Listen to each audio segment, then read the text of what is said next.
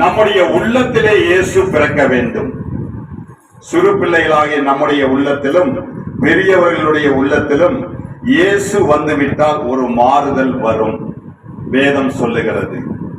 அப்படியாக இன்றைக்கு கிறிஸ்துமஸ் நாளாக உலகம் முழுவதுமாக அனுசரிக்கப்படுகிறது.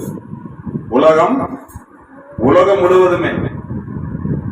முழுவதும் கொண்டாடுற ஒரே பண்டிகை கிறிஸ்துமஸ், எல்லா நாளும்.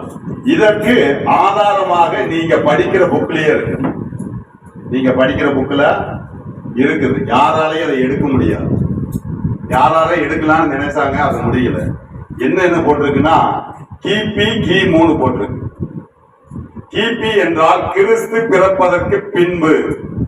கிறிஸ்து பிறந்து 2024 வருஷம் ஆகிவிட்டது. வரலாறு புக்ல எல்லாம் போட்டிருக்கிறாங்களா? கிபி கி 3 போட்டிருக்கு. வரலாறு புக்ல எல்லாம் போட்டிருக்கு எல்லாத்துக்குமே. கிமு என்றால் கிறிஸ்து பிறப்பதற்கு முன்பு, கிபி என்றால் கிறிஸ்து பிறப்பதற்கு பின்பு. இதுதான் சாட்சி. இயேசு கிறிஸ்து மனுஷனாக இந்த உலகத்தில் பிறந்தார் என்பதற்கு ஒரு பெரிய ஒரு சாட்சி. இதை யாராரோ புக்ல எடுக்கலாம்னு பார்த்தாங்க, பாட புக்ல இருந்து. அதை யாராலையும் எடுக்க முடியவில்லை.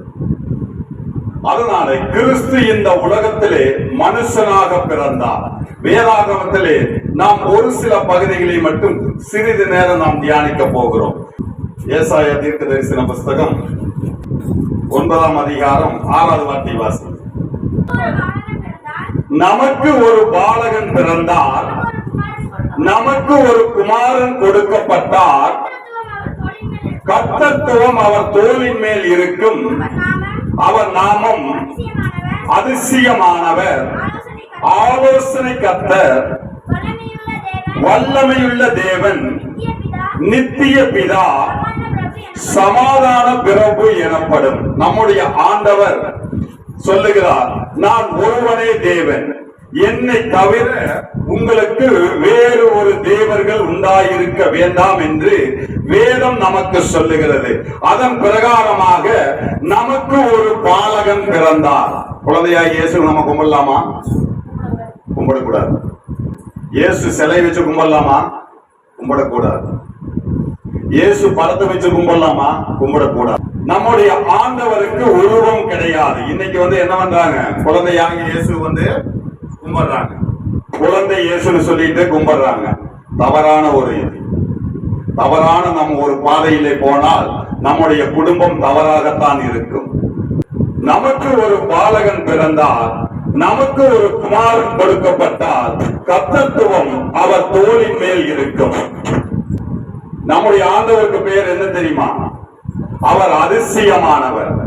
அதிசயமானவர், ஆலோசனை கர்த்தர், வல்லமையுள்ள பிதா, நித்திய பிதா, சமாதான பிரபு. இன்னைக்கு நாம் அதிசயங்களை எங்கெங்கோ நாம் தேடுகிறோம்.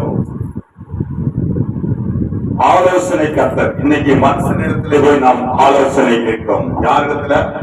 கர்த்தரிடத்திலே ஆலோசனை கேட்காதபடி மனுஷனிடத்திலே போய் நாம் ஆலோசனை கேட்கிறோம். ஆனால் கர்த்தர் சொல்லுகிறார், நான் ஆலோசனையை தருவேன், நான் உங்களுக்கு ஆலோசனையை தருவேன்.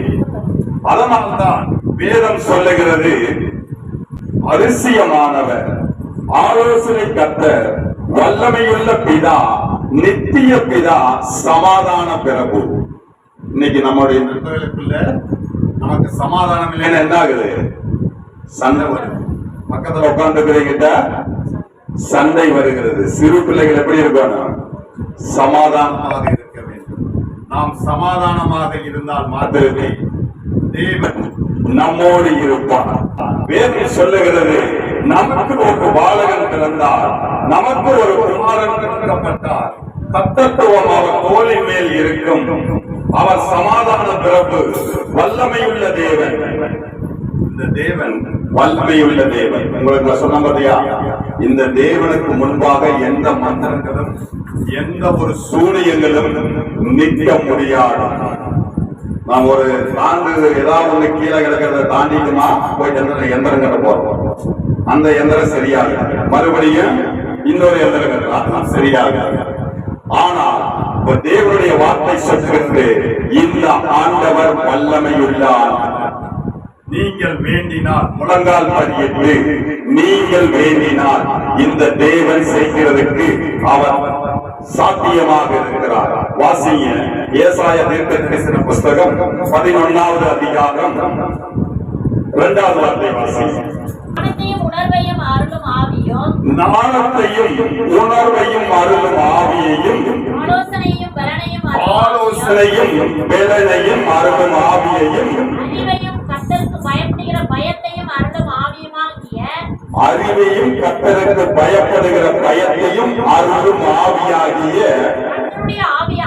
கர்த்தருடைய ஆவியானவர் அவர் மேல் தங்கி இருப்பார். கர்த்தருக்கு பயப்படுதல் அவருக்கு உகந்த வாசனையாயிருக்கும்.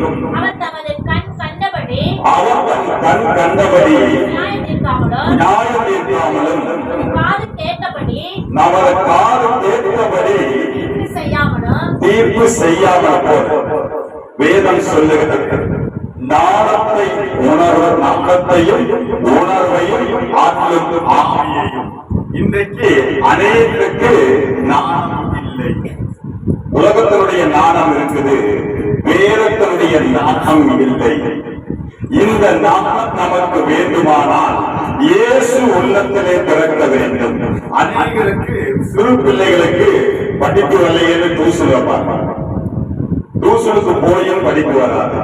சில பிள்ளைகளுக்கு எழுத்து வராது, எழுத்து அழகாக வாதியார் சொல்லுவாங்க. ஆனால் வேதம் சொல்லுகிறது உதவின் மதுரம் கல்வியை பெருக பண்ண. யாரெல்லாம் இந்த பைபிளை படிக்கிறீர்களோ அவங்களுக்கெல்லாம் இயேசு படிப்பை தர வல்லவராயிருக்கிறார். இது 100க்கு 100 உண்மை. அதிகாலையில எழுது முதல் வேலையை படிக்கிறதுக்கு முன்பாக இருந்து இந்த பைபிளை எடுத்து ஒரு அதிகாரம் படிங்க. நைட்டு படுக்கும் போது ஒரு அதிகாரம். இப்படியாக படிக்கும் போது தேவன் நமக்கு கல்வியை கட்டளையிட வல்லவராயிருக்கிறார். ஞானத்தையும் உணர்வையும் அருளும் ஆவியையும் ஆலோசனையையும் பலனையும் அருளும் ஆவி. ஆலோசனை இன்றைக்கு அநேக குடும்பங்களிலே ஆலோசனை, கணவன் மனைவிக்கிடையே ஆலோசனை செய்கிறது. பிள்ளைகளை எப்படி வளர்த்தலாம், பிள்ளைகளை எப்படியெல்லாம் நாம் நிர்வகிக்கலாம், குடும்பத்தை எப்படியெல்லாம் நாம் நிர்வகிக்கலாம் என்கிற ஆலோசனை இந்த வேதாகமத்திலே உண்டு.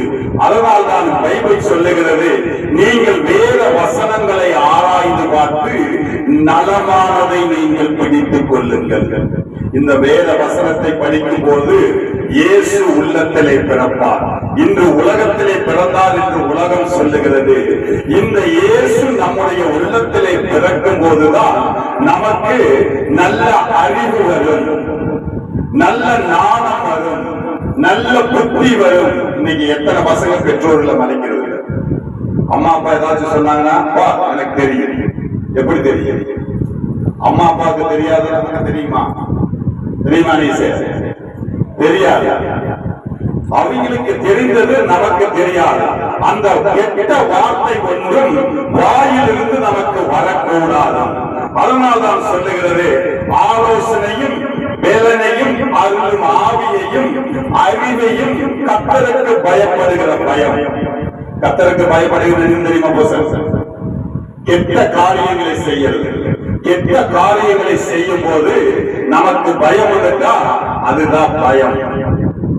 அதுதான் பயம். கடவுளுக்கு பயப்படுகிற பயம். கெட்ட காரியங்களை செய்யக்கூடாது. அம்மா அப்பாவுக்கு தெரியாம சிலவர் பீடி பிடிக்கிறது, அம்மா அப்பாவுக்கு தெரியாம காசை எடுத்துட்டு போறது, அம்மா அப்பாவுக்கு தெரியாம டிவி பார்க்க போயிடுறது, அம்மாவை கேட்காமையே செல்ல எடுத்துக்கிறது. இது எல்லாம் கீழ்ப்படியாமை. இப்படி கீழ்ப்படியாமை இருக்கக்கூடாது. கணவனுக்கு மனைவி கீழ்ப்படிய வேண்டும். மனைவியினிடத்திலே கணவன் அன்பு செலுத்த வேண்டும். பிள்ளைகள் பெற்றோருக்கு கீழ்ப்படிய வேண்டும். பெற்றோர்கள் பிள்ளைகளிடத்திலே அன்பு செலுத்த வேண்டும். அதுதான் இயேசு உள்ளத்திலே பிறந்திருக்கிறார். இயேசு உலகத்திலே பிறந்தார். அது பாவங்களை போக்க பிறந்தார். இன்று முதல் இயேசு நம்முடைய உள்ளத்திலே அவர் பிறக்க வேண்டும். அதற்காகத்தான் இந்த கிறிஸ்துமஸ் நாளிலே இயேசு உள்ளத்திலே பிறக்க வேண்டும். இங்க இருக்கிற ஒவ்வொருவருடைய உள்ளத்தில் பிறப்பார் என்றால் இயேசு சொன்னார், கடனை வாங்காதே அப்படின்னு. நம்ம அப்பா அம்மா எல்லாம் கடன் வாங்குறோம், கடன் வாங்காதே. இயேசு கொடுப்பாரா? கண்டிப்பா கொடுப்பார். விசுவாசமாய் இருக்க வேண்டும். விசுவாசிக்கிறவன் பலரான். நம்பிக்கை இருக்க வேண்டும். கணக்குல 100க்கு 100 மார்க் வாங்க, நமக்குள்ள ஒரு நம்பிக்கை இருக்க வேண்டும். நமக்கு 50 ரூபாய் சம்பாதிச்சாலும் குடும்பத்தை நடத்த முடியும் என்கிற நம்பிக்கை நமக்குள்ளே வர வேண்டும். 1 லட்சம் சம்பளம் வாங்குறவனுக்கு கடன் இல்லைன்னு நம்ம நினைச்சிட்டு நம்ம பார்த்துட்டு இருக்கிறோம். அவன் கார்ல போறான், அவன் ஏசியில் இருக்கிறான் அப்படின்னு. அவன்கிட்ட போய் நீங்க பேச்சு கொடுத்து பாருங்க, கேட்டால் அவனுக்கு சொல்லுவான், எல்லாம் இருக்குது, நிம்மதி இல்லை. அதனால்தான் இந்த இயேசுவுக்கு பெயர் சமாதான பிறப்பு. இந்த சமாதான பிறப்பு நம்முடைய உள்ளத்திலே பிறக்க வேண்டும். வாசிங்க ஏசாயா தீர்க்கதரிசன புத்தகம் 11:4 வாசிங்க. நீதியின்படி ஏழைகளை நியாயம் விசாரித்து யதார்த்தத்தின்படி பூமியில் உள்ள சிறுமையானவர்களுக்கு தீர்ப்பு செய்து பூமியை தமது வாக்கின் கோலால் அடித்து தன் வாயின் சுவாசத்தால் துன்மார்க்கரை சங்கரிப்பார். நீதியின்படி ஏழைகளை நியாயம் செய்கிறவர். இயேசுவிடத்தில் இல்லாதது எதுவுமே கிடையாது. தங்கம், வைரம், வைடூரியம், கோமேதகம் அனைத்தும் கொட்டி கிடக்கிறது. எங்க இருக்கிற பரலோகத்திலே வந்து இதெல்லாம் நம்முடைய அறிவுக்கு எட்டாது. கடவுளை நாம் விசுவாசித்தால் மாத்திரமே அவர் செய்ய வல்லவராய் இருக்கிறார். இந்த ஆண்டவர் நீதியின்படி ஏழைகளை விசாரிக்கிறார். அப்பா அம்மாக்குள்ள இன்னைக்கு பிரச்சனை, பிள்ளைகளுக்கு அப்பா அம்மாவுக்கு பிரச்சனை. இன்னைக்கு எத்தனை பிள்ளைகள் செல்லு வாங்கி தள்ளி போயிட்டு சூசைட் பண்ணியிருக்காங்க தெரியுமா? செய்தித்தாள்களை வருகிறது, செல்லு வாங்கி கொடுக்கலன்னு சூசைட் பண்றாங்க. அப்படி செய்யலாமா? செய்யக்கூடாது. தற்கொலை என்பதே கூடாது. தன்னுடைய உயிரை நாம் மாய்த்துக் கொள்ள கூடாது. அந்த உயிர் கடவுளுடையது. எதா இருந்தாலும் இந்த உலகத்திலே நாம் போராட கற்றுக்கொள்ள வேண்டும். என்ன கற்றுக்கொள்ள வேண்டும்? போராட கற்றுக்கொள்ள வேண்டும். தாமஸ் ஆல்வா எடிசன் யாராருக்கெல்லாம் தெரியும்? தாமஸ் ஆல்வா எடிசன் யாராருக்கெல்லாம் தெரியும்? சரி, கையை கீழே போடலாம். இந்த தாமஸ் ஆல்வா எடிசன் இந்த உலகத்திலே வரவில்லை என்றால் இந்த வெளிச்சம் இன்னும் நமக்கு வந்திருக்காரு. இந்த வெளிச்சத்தை கண்டுபிடிச்சது யாரு? Thomas Alva Edison. உலகத்துக்கே அவர் வெளிச்சத்தை கொடுத்தவர். இந்த லைட் எல்லாம் கண்டுபிடிச்சது தாமஸ் ஆல்வா எடிசன் தான். இந்த தாமஸ் ஆல்வா எடிசன் 5வது படிக்கும் போது அவருடைய தகப்பனார் இறந்து விட்டார். அப்பா இறந்துட்டார், அம்மா மாத்திரமே இருக்கிறார். அவங்க அம்மா தான் அவரை படிப்பிக்கிறாங்க. 5ஆம் கிளாஸ் போன உடனே அந்த பள்ளிக்கூடத்தினுடைய தலைமை ஆசிரியர் ஒரு கடிதம் கொடுத்து விடுகிறார். யார் இடத்துல? தாமஸ் ஆல்வா எடிசன் இடத்துல. இதை கொண்டு போய் உங்க அம்மா இடத்திலே கொடு என்று. அம்மா இடத்திலே கொண்டு போய் கொடுத்த உடனே அம்மா படிக்கிறார். படித்த உடனே தாமஸ் ஆல்வா எடிசன் கேட்கிறார், அம்மா எங்கள் தலைமை ஆசிரியர் என்னென்ன அந்த லெட்டர்ல எழுதியிருக்கிறார் என்று. அப்பொழுது அம்மா சொல்லுகிறார், நீ புத்திசாலி பையன் என்று, உனக்கு அதிக புத்தி உள்ளது என்றும், நீ இனிமேல் ஸ்கூலுக்கு உன்னை அனுப்ப வேண்டாம் என்றும், நீ வீட்டிலே இருந்து பிள்ளைக்கு பாடம் சொல்லிக் கொடுங்கள் என்றும் எழுதி கொடுத்திருக்கிறார் உங்கள் தலைமை ஆசிரியர் என்று. காலம் சென்றது, வருடங்கள் கடந்தோடியது. சில வருஷங்கள் ஆனது. அவருடைய தாயாரும் வயது சென்று இறந்து விட்டார். இறந்ததற்கு பின்பாக இந்த தாமஸ் ஆல்வா எடிசன் அப்பிருந்து அவர் ஆராய்ச்சியில அவருக்கு ஒரு ஈடுபாடு வந்தது. அப்பதான் இவருக்கு ஞாபகம் வந்தது, இந்த தலைமை ஆசிரியர் என்னதான் அந்த கடிதத்திலே எழுதி வைத்திருப்பார், அம்மா கிட்ட கொடுத்தாங்களே, நம்ம போய் அதை படித்து பார்ப்போம் என்று. அதை படிக்கும் போதுதான் அவருக்கு ஒரு அதிர்வு காத்திருந்தது. அந்த 5ஆம் வகுப்பு படிக்கிற மாணவன் தாமஸ் ஆல்வா எடிசனை பற்றி அவருடைய தலைமை ஆசிரியர் எழுதியிருந்தார், இவன் ஒரு பைத்தியக்காரன், இவனுக்கு அறிவு பெருத்து விட்டது, இவன் பைத்தியமாகி விட்டான், அதனால இவனை பள்ளிக்கு அனுப்பாதீர்கள் என்று சொல்லி. அவனுக்கு பைத்தியம் அல்ல, நாணம், கர்த்தர் கொடுத்திருக்கிற நாணம். அந்த கடவுள் கொடுத்த நாணத்தினால் தான் இந்த பல்பை அவர் கண்டுபிடித்தார். ஆனால் உலகத்துக்கு நம்முடைய நாணத்தை பற்றி தெரியாது. உலக மனுஷனுக்கு இந்த இயேசுவை பற்றி தெரியாது. உலகத்தில் உள்ளவனுக்கு இந்த இயேசுவை பற்றி தெரியாது. யாரெல்லாம் விசுவாசித்து நான் இயேசுவை சொந்த ரட்சகராக என்னுடைய உள்ளத்திலே ஏற்றுக்கொள்ளுவேன் என்று இந்த இயேசுவுக்கு யாரெல்லாம் நீங்கள் உங்களுடைய இருதயத்தை திறந்து கொடுக்கிறீர்களோ அவருடைய இருதயத்திலே இயேசு வாழ பிரியப்படுகிறார். கர்த்தருடைய வார்த்தை சொல்லுகிறது, அவர் கதவை தட்டுகிறார். எவன் ஒருவன் அவருடைய சத்தத்தை கேட்டு தன்னுடைய உள்ளத்தை திறக்கிறானோ அவனுக்குள்ளாக என் இயேசு வாசம் பண்ண அவர் பிரியமாயிருக்கிறார்.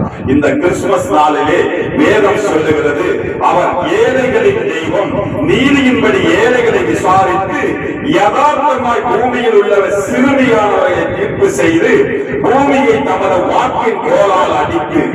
இந்த வாக்கின் கோல் தெரியுமா? பைபிளுடைய வசனம். உங்களுக்கு பேய் பிடிச்சிருக்குன்னா மந்திரவாதிகள் என்ன ஒண்ணு தெரியுமா? மண்டை ஓட்ட வச்சிருப்பான், அடுத்து ஒரு கையினுடைய எலும்பு வச்சிருப்பான், அடுத்தது மந்திரம் போட்டு ஓதுவான், இத்தனை பண்ணுவான். நீங்க எதுவுமே செய்ய தேவையில்லை. இயேசுவின் ரத்தம் ஜெயம் அப்படின்னு சொன்னாவே அந்த பேய் அப்படியே அலறி அடிச்சுட்டு ஓடும். இயேசுவின் ரத்தம் ஜெயம் சொன்னாவே பேய அலறி அடிச்சுட்டு ஓடும். இயேசுடைய ரத்தத்துக்கு அவ்வளவு வல்லமை உண்டு, அத்தனை வல்லமை உண்டு. வாசிங்க ஏசாயா தீர்க்கதரிசன புத்தகம் 11:5 வாசிங்க. நீதி அவருக்கு அரைக்கட்டும், சத்தியம் அவருக்கு இடைக்கச்சயமாயிருக்கும். இந்த தேவன் நீதியுள்ள தேவன், இந்த தேவன் நீதியுள்ள தேவன். அவருக்கு ட்ரெஸ்ஸெல்லாம் எதுன்னு கேட்டா சத்தியம். நம்ம சத்தியம் பண்ணக்கூடாது. இது யாராருக்கெல்லாம் தெரியும்? சத்தியங்கிற பண்ணிடாது. எதன் மேலே சத்தியம் பண்ணக்கூடாது, சத்தியமே பண்ணக்கூடாது. வானத்தின் பேரிலாவது பூமியின் பேரிலாவது சத்தியம் பண்ணக்கூடாது. ஏனென்றால் வானம் நம்முடைய கடவுளுக்கு சிங்காசனம், பூமி அவருக்கு பாதபடி. அதனாலே வானத்தின் பேரிலாவது பூமியின் பேரிலாவது நாம் சத்தியம் பண்ணக்கூடாது. சத்தியமா நான் படிக்கிறேன், சத்தியமா நான் பேசுறேன் சொல்றேனா? சத்தியத்தை சர்வசாதாரணமாக உபயோகப்படுத்தக்கூடாது. அது யார் உபயோகப்படுத்துவான் என்றால் பிசாசு உபயோகப்படுத்துவான். அதனாலே இன்றைக்கு இயேசு நம்முடைய உள்ளத்திலும் நம்முடைய குடும்பத்திலும் நம்முடைய பள்ளிகளிலும் நம்முடைய வேலை ஸ்தலங்களிலும் இயேசு பிறக்க வேண்டும். அதுதான் உண்மையான கிறிஸ்துமஸ். நாம் கண்களை மூடி நாம் செபிக்கலாம். எல்லாரும் கண்களை மூடலாமா? மகா இரக்கமுள்ள நல்ல ஆண்டவரே, அப்பா, இந்த கிறிஸ்துமஸ் நாளுக்காக உமக்கு நாங்கள் நன்றி செலுத்துகிறோம் ஐயா. விசேஷமாக ஒரு கூட்டத்தை நீர் கூட்டுவதற்காக நன்றி தகப்பனே. இந்த உலகத்திலே நீர் பிறந்தீர் என்பதை எங்களுக்கு அப்பா உடைய வேதத்தின் மூலமாக எங்களுக்கு அறிவித்து எங்களை விசுவாசிகளாக தெரிந்து கொண்டு ஊழியக்காரிகளாக எங்களை தெரிந்து கொண்டதற்காக நன்றி தகப்பனே. விசேஷமாக இந்த உலகம் முழுவதும் கொண்டாடுகிற அப்பா உடைய பிறந்த தினத்தை அப்பா நாங்களுமாக இணைந்து உம்முடைய சுவிசேஷத்தை அறிவிக்கும்படியாக நாங்கள் கொண்டாடுகிறோம் தகப்பனே. உம்முடைய கிருபை சூழ்ந்து கொள்ளட்டும் தகப்பனே. வந்திருக்கிற ஒவ்வொரு பிள்ளைகளையும் அப்பா, ஒவ்வொரு விசுவாச பிள்ளைகளையும் என் தேவன் தாமே நினைவு கூறுவீராக. இயேசுவே உமக்கு நாங்கள் நன்றி செலுத்துகிறோம் ஐயா. வந்திருந்த ஒவ்வொரு பிள்ளைகளையும் நீர் தொட்டு நீர் ஆசீர்வதிக்க பண்ணும்படிக்காக ஜெபிக்கிறோம் ஐயா. வந்திருக்கிற ஒவ்வொரு பிள்ளைகளுடைய விசுவாச பிள்ளைகளுடைய உள்ளத்திலும் என் தேவன் நீர் பிறக்கும்படிக்காக நாங்கள் ஜெபிக்கிறோம் ஐயா. இயேசுவே ஸ்தோத்திரம் தகப்பனே. நீர் இந்த உலகத்திலே பிறந்தாலும் எங்களுடைய உள்ளத்தில் நீர் பிறக்க வேண்டும் தகப்பனே. எங்களுடைய குடும்பத்திலே நீர் பிறக்க வேண்டும். எங்களுடைய வேலை ஸ்தலங்களிலே நீர் பிறக்க வேண்டும் தகப்பனே. எங்களுடைய பள்ளிகளிலே நீர் பிறக்க வேண்டும் தகப்பனே. இயேசுவே உமது நாமத்தை எப்பொழுதும் உயர்த்துகிற பிள்ளைகளாக நாங்கள் உண்மையே நாங்கள் விசுவாசிக்கிறோம் தகப்பனே. நீர் இந்த உலகத்தில் வந்தீர் என்பதை நாங்கள் விசுவாசிக்கிறோம். மனிதனாக வந்ததற்காக உமக்கு நன்றி தகப்பனே. எங்களை வழி நடத்துகிறவரே, பரிசுத்த ஆவியானவரே, எங்களுடைய கரத்தை பிடித்து நீர் வழி நடத்துவீராக. அப்பா ஸ்தோத்திரம் தகப்பனே. இங்கு வந்திருக்கிற ஒவ்வொரு பிள்ளைகளுடைய குடும்பத்திலே சமாதானம் காணப்படட்டும். இயேசு எங்கெங்கு பிறக்கிறாரோ அங்கெல்லாம் சமாதானம் உண்டு என்று உம்முடைய வேதம் சொல்லுகிற பிரகாரமாக இந்த வந்திருக்கிற ஒவ்வொரு குடும்பத்திலும் இந்த இயேசு பிறந்த நாளிலே உம்முடைய சமாதானம் பிறக்கப்படும்படிக்காக இயேசுவின் நாமத்திலே இயேசு எங்களுக்கு கொடுத்த அதிகாரத்தின் கீழே கட்டளையிடுகிறோம் ஐயா. தேவன் தாமே நீர் ஒவ்வொரு குடும்பத்திலும் சமாதானம் காணப்படட்டும் தகப்பனே. அப்பா உம்முடைய கிருபை சூழ்ந்து கொள்ளட்டும். நசரேயனாகிய இயேசு கிறிஸ்து நாமத்தில் வேண்டுகிறோம் நல்ல பிதாவே. ஆமென், ஆமென். எல்லாம் சேர்ந்து சொல்லாம, என் ஆத்துமாவே கர்த்தரை ஸ்தோத்திரி, என் முழு உள்ளமே பரிசுத்த நாமத்தை ஸ்தோத்திரி, என் ஆத்துமாவே கர்த்தரை ஸ்தோத்திரி, கர்த்தர் செய்த சகல உபகாரத்தையும் மறவாதே. ஆமென். பரமண்டல ஜெபத்தை எடுக்கலாமா? பரமபிதாவே, உம்முடைய நாமம் பரிசுத்தப்படுவதாக, உம்முடைய ராஜ்யம் வருவதாக, உம்முடைய சித்த பரமண்டலத்திலே செய்யப்படுகிறது போல பூமி எங்கும் செய்யப்படுவதாக. எங்களுக்கு வேண்டிய ஆதாரத்தை இன்று எங்களுக்கு தாரும். எங்கள் கடனாளிகளுக்கு மன்னிக்கிறது போல எங்களுடைய கடன்களையும் மன்னி. எங்களை சோதனைக்கு உட்பிரவேசிக்க பண்ணாமல் தீமையிலிருந்து ரட்சித்துக் கொள்ளும். ராஜ்யமும் வல்லமையும் மகிமையும் என்றென்றைக்கும் உம்முடையதே. ஆமென். அல்லேலூயா, அல்லேலூயா, அல்லேலூயா.